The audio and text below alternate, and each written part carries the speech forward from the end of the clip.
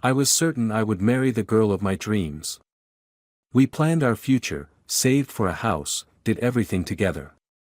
Then I found a hidden folder on her laptop. She thought I would never find out. She was wrong. I met Emily 5 years ago at a tech startup conference in Austin. She was giving a presentation on UX design, and I couldn't take my eyes off her. It wasn't just her looks, though with her dark curls and bright green eyes, she was stunning. It was the way she commanded the room, the intelligence behind her words, the genuine warmth in her smile when she answered questions. I never believed in fate until that moment. When she stepped off the stage, I gathered my courage and approached her with a question about her presentation. 3 hours and 4 cups of coffee later, we were still talking. She was everything I'd ever wanted, brilliant, kind, ambitious, with a laugh that made everyone around her smile. Within 6 months, we were living together in a cozy apartment in South Austin. I worked as a software developer, she had her UX design job, and together we were building what I thought was the perfect life. We had a shared bank account where we deposited money for our future home. Every Sunday, we'd drive around different neighborhoods, pointing out houses we liked, imagining our life there. Emily would talk about the garden she wanted to plant, the home office we'd share, the room that would someday become a nursery. The first 3 years were like a dream. We rarely fought, and when we did, it was always about small things that we resolved quickly. We had the same values, the same goals, the same vision for our future. Or so I thought. Looking back, I should have noticed the changes sooner. They were subtle at first, like ripples in still water. Emily started spending more time on her phone, but always angled away from me. She'd leave the room when certain calls came in, speaking in hushed tones. When I'd ask who it was, she'd say, "Just work," or "My mom," with a casual wave of her hand. Then came the late nights at the office. Emily had always been career-driven, but something felt different. Before, she'd text me updates throughout the day, send funny memes about dealing with clients, call to let me know if she'd be late. Now, the messages became shorter, more formal. Working late. Don't wait up. No explanation, no apology, no estimated time of return. I tried to convince myself I was being paranoid. Emily was probably just stressed about work. Her company had been going through some changes, with a new CEO bringing in different management styles. She'd mentioned feeling pressure to prove herself to the new leadership. I wanted to be supportive, not the kind of boyfriend who gets suspicious every time his girlfriend works late. But then other things started changing too. She began going to the gym more frequently, often at odd hours. She bought new clothes, nothing outrageous, but different from her usual style. More revealing tops, tighter dresses. When I complimented her, she'd seem almost guilty for a moment before brushing it off with a laugh. Our intimacy changed too. She was still affectionate, but it felt performative somehow, like she was checking off a box on a to-do list. Our conversations became more superficial. We still talked about our future home, but her eyes didn't light up the same way when discussing our plans. Then came that Tuesday night. I remember every detail with painful clarity. The air conditioning was humming softly, and the smell of the Thai takeout I'd brought home still lingered in the air. Emily had texted that she'd be working late again, so I decided to watch that new sci-fi series she wasn't interested in. Her laptop was on the coffee table, she'd been using it earlier to show me some house listings. I reached for it, thinking nothing of it. We'd always been open with our devices, knowing each other's passwords, sharing accounts. It was just another sign of our trust in each other. The screen came to life, showing her desktop with its neat rows of folders. That's when I saw it, a folder labeled simply WTF tucked away in a corner. I hesitated. Something about that name, about how it was hidden among system folders, made my stomach clench. I told myself I was being ridiculous. It was probably just work files, or maybe a surprise she was planning. Emily and I didn't keep secrets from each other. The double-click felt like pressing a detonator. The folder opened to reveal hundreds of files, neatly organized by date. My hands started shaking as I opened the first one. It was a photo, Emily in a hotel room I didn't recognize, wearing lingerie I'd never seen. She wasn't alone. The man with her was someone I recognized, James, her new boss, the one she'd mentioned was pushing her to grow professionally. I felt like I was watching a horror movie, unable to look away as I clicked through more files. Videos, photos, text message screenshots, all meticulously organized.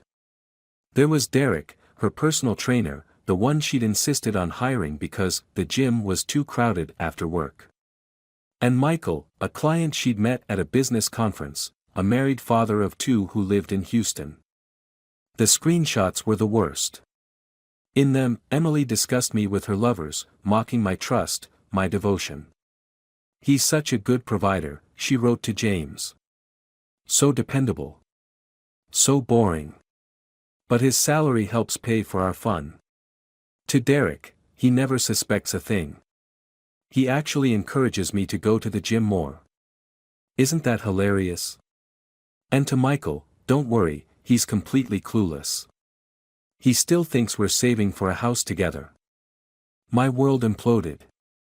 Every memory of the past 5 years reshuffled itself, taking on new, twisted meanings. Every late night at work, every business trip, every gym session, they'd all been lies. I'd been living in a carefully constructed fantasy while Emily lived a double life. No, a triple life. A quadruple life. I ran to the bathroom and threw up, my body physically rejecting the reality I'd discovered. When I could breathe again, I looked at myself in the mirror. The face staring back at me was a stranger's, pale, shocked, destroyed. But as I kept looking, something else crept into my eyes.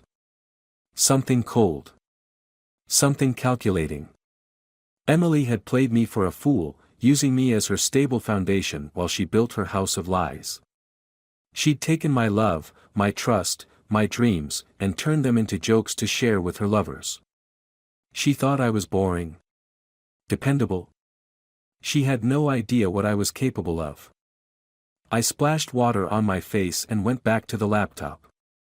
This time, I wasn't just looking, I was studying, analyzing, gathering intelligence. Emily had been meticulous in her documentation, and that would be her downfall. Every file, every message, every piece of evidence was a weapon I could use. But I had to be smart about this. Strategic. Emily wasn't the only one who could play games. First, I needed to secure everything. I spent the next hour making copies of all the files, uploading them to multiple cloud storage accounts I created using throwaway email addresses.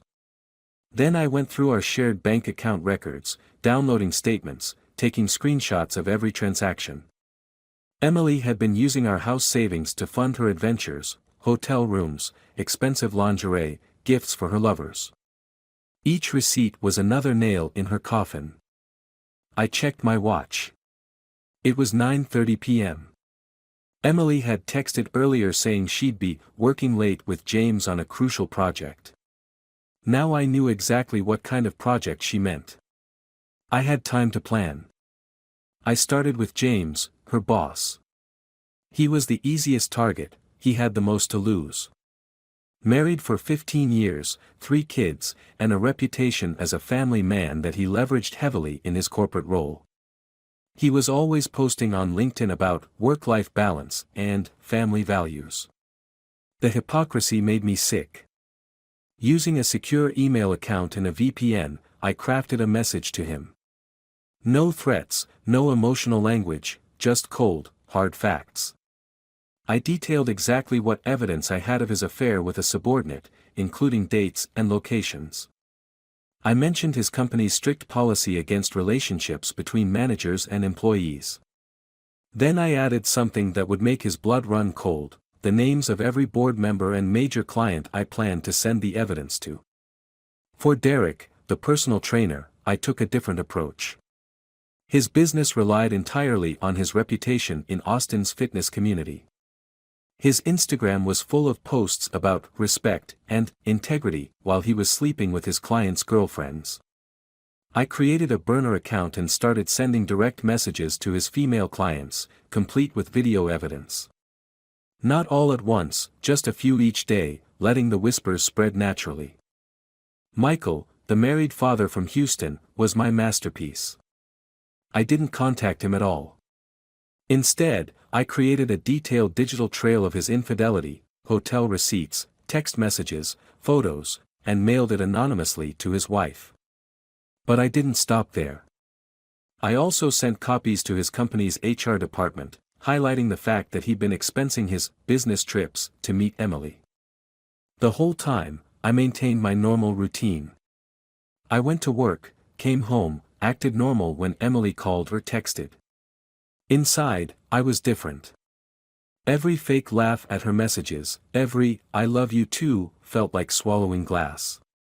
But I needed her to feel secure, to think her world was still perfectly in order. I watched as my plan unfolded over the next few days. James suddenly announced his resignation, citing personal reasons. Derek's client list started shrinking as women quietly stopped booking sessions. Michael's wife changed her Facebook status to "It's complicated" before disappearing from social media entirely. Emily noticed these changes, but she couldn't connect the dots. I heard her on the phone, frantically trying to reach James, who had blocked her number. She came home from the gym one day, confused and angry that her training session had been cancelled because Derek had lost his certification. She tried to call Michael, only to have his wife answer the phone. Through it all, I waited. I watched her world crumble piece by piece, pretending to be sympathetic when she talked about the strange things happening at work. "That's terrible," I'd say when she mentioned James's resignation. "I wonder what happened." The look of genuine confusion on her face when she told me about Derek losing his clients was almost funny. Almost. The final phase of my plan began on a Friday.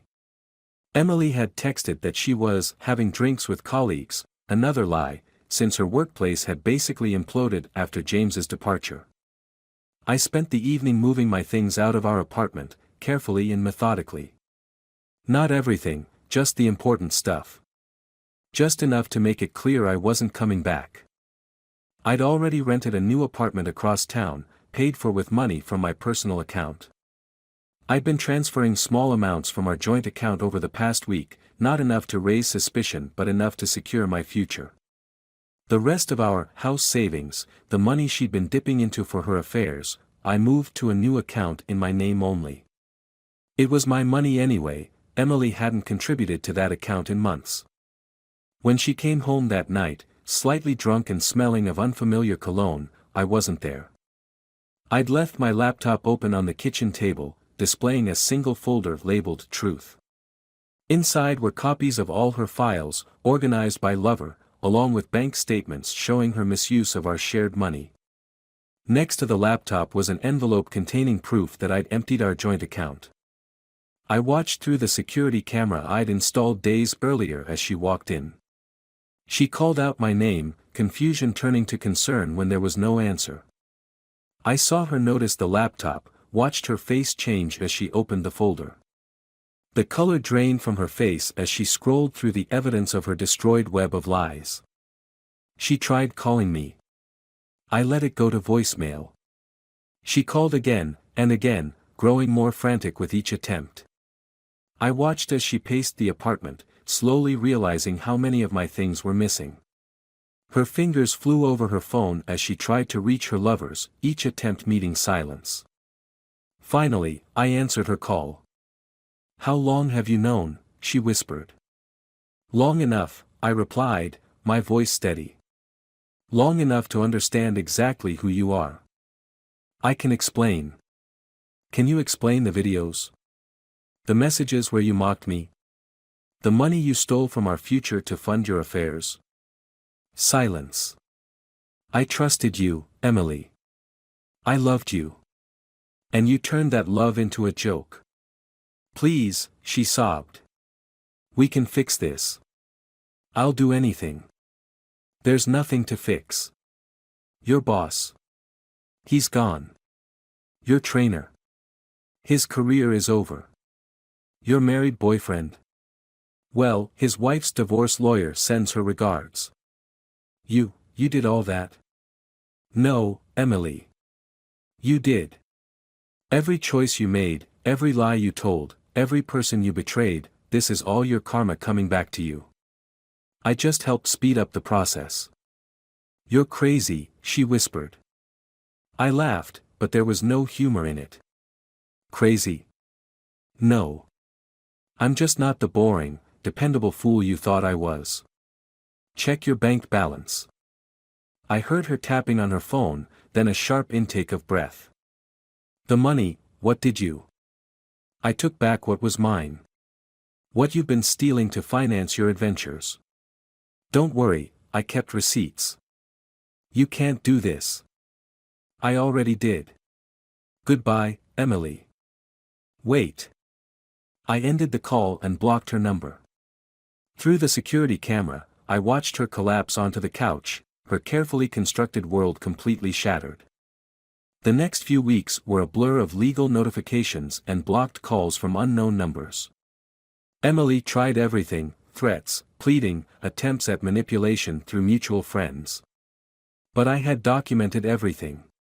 Every penny she'd stolen, every lie she'd told, every betrayal she'd orchestrated. She had no leverage, no power, nothing. Some nights, lying in my new apartment, I wonder if I went too far. If destroying her entire life was an overreaction to her betrayal. But then I remember the messages she sent, laughing about my trust. I remember the videos, the photos, the countless lies. I remember how she used my love as a shield while she betrayed everything we'd built together. They say living well is the best revenge. But sometimes, living well means making sure those who hurt you face the consequences of their actions. Emily thought she was playing a game she couldn't lose. She never realized that the real game hadn't even started until I found that folder. She wanted excitement. Adventure. Drama. Well, she got what she wanted. Just not the way she expected. As for me, I'm doing fine. Better than fine, actually. There's something liberating about losing everything you thought you wanted. It forces you to rebuild, to rediscover who you are when all the lies are stripped away. Emily taught me that sometimes the people we trust the most are the ones who deserve that trust the least. It's a painful lesson, but a valuable one. The money I saved is now going toward a down payment on a house. Not in the neighborhoods Emily and I used to dream about, somewhere new, somewhere without memories of betrayal. Sometimes I drive past our old apartment and see her car still parked outside. I heard she had to take a job at a smaller company, one where her reputation hadn't followed her. Last I heard, she was still single. I don't feel guilty anymore. I don't feel much of anything about her now. She made her choices, and I made mine. We both have to live with the consequences. The difference is, I can look in the mirror and know that everything that happened was a result of her actions, not mine. I just helped karma along a little bit. They say revenge is a dish best served cold. But sometimes, the best revenge is simply revealing the truth and letting it do its work. Emily learned that lesson the hard way. And somewhere out there, someone else is learning to be more careful about which folders they hide on their laptop.